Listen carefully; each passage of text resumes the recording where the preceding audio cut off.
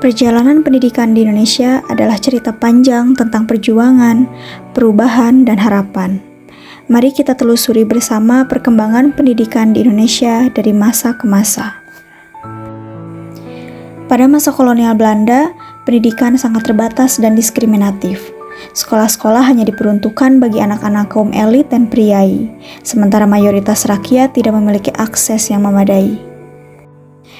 Perjalanan pendidikan nasional dimulai pada tahun 1901, di mana kebijakan politik etis mulai memperkenalkan pendidikan bagi pribumi, tetapi masih terbatas. Pada tahun 1920-an, muncul sekolah rakyat untuk kaum pribumi, namun fasilitas dan kualitas pendidikan sangat rendah. Setelah Indonesia merdeka pada tahun 1945, pendidikan menjadi prioritas utama bangsa. Pemerintah membangun sekolah-sekolah baru dan memperluas akses pendidikan bagi seluruh rakyat Indonesia.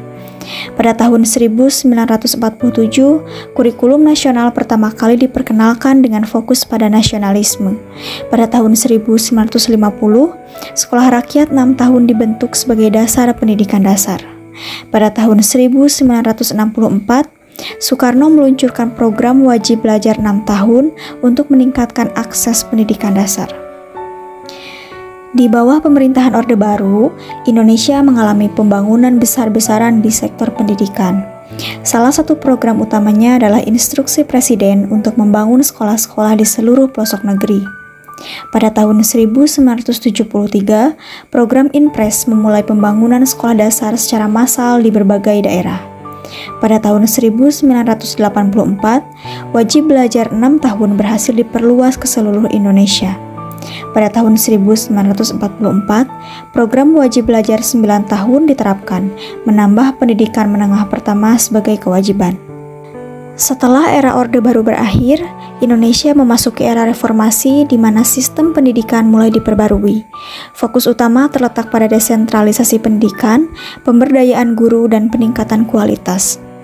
Pada tahun 2003, Undang-Undang Sistem Pendidikan Nasional disahkan, menegaskan pendidikan sebagai hak dasar bagi seluruh warga negara. Pada tahun 2006, kurikulum tingkat satuan pendidikan atau KTSP memberikan fleksibilitas kepada sekolah dalam menyusun kurikulum sesuai kebutuhan lokal.